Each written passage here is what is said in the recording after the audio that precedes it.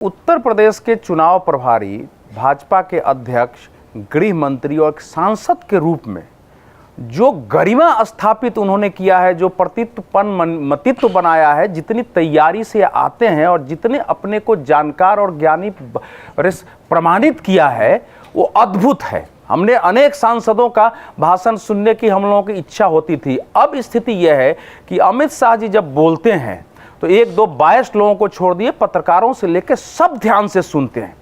दूसरा कि जो प्रश्न उठता है, आप देखिए कि पार्टी के स्तर पर तो जिस व्यक्ति को एक इतनी बड़ी जिम्मेवारी है, प्रधानमंत्री नरेंद्र मोदी के बाद दूसरे स्थान पर, उस उत्तरदायित्व का जितनी गरिमा से और जितनी प्रामाणिकता से और जितने मतलब जिसको बोलते हैं कि बुद्धिमता से और कुशलता से वो कर रहे हैं, उसका वो एक प्रमाण है छोटा सा। अब आप देखिए, अखिलेश जी ने बोलते वो टाल भी सकते थे प्रश्न को।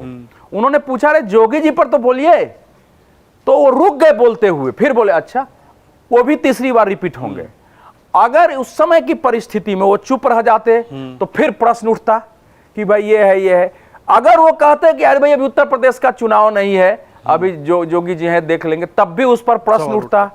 कुछ भी उत्तर देते, इसके अलावा तो प्रश्न उठता। पार्टी के अंदर बाकी को अलग विषय होता है, कई नेता हैं आपस में असहमति, किसी विषय पर मतभेद होते हैं, लेकिन जहां पार्टी का एक सवाल आता है, जहां आइडियोलॉजी का सवाल है और जहां अपने कद और पद के गरिमा का प्रश्न है, उसके अनुरूप एक उत्तर से सबको चुप कर दिया आपने। एक उत्तर से सबको चुप कर दिया।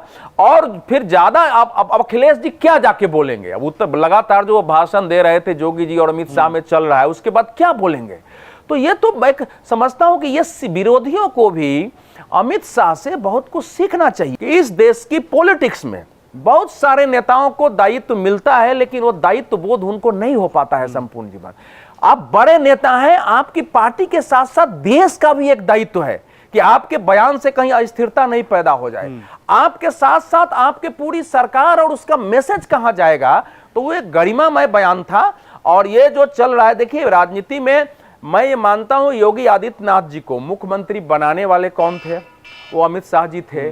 जब योगी आदित्यनाथ जी का वहां लोकसभा उपचुनाव हुआ और भाजपा के हार गया, तो लोगों ने प्रश्न उठाया, अमित शाह जी ने ही आदित्यनाथ जी के पक्ष में बयान दिया कि वो बहुत लोकप्रिय नेता हैं, एक चुनाव हारने से किसी की लोकप्रियता नहीं जाती है।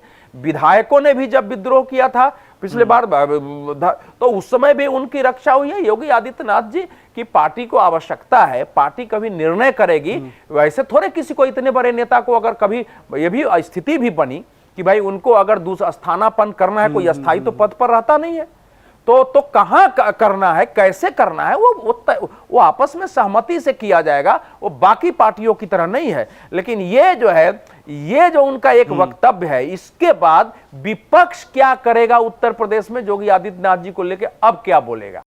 अगर आप ये वीडियो YouTube पर देख रहे हैं तो हमारे चैनल को सब्सक्राइब कर बेल आइकन दबाएं, और Facebook पर देख रहे हैं तो हमारे पेज को लाइक करें।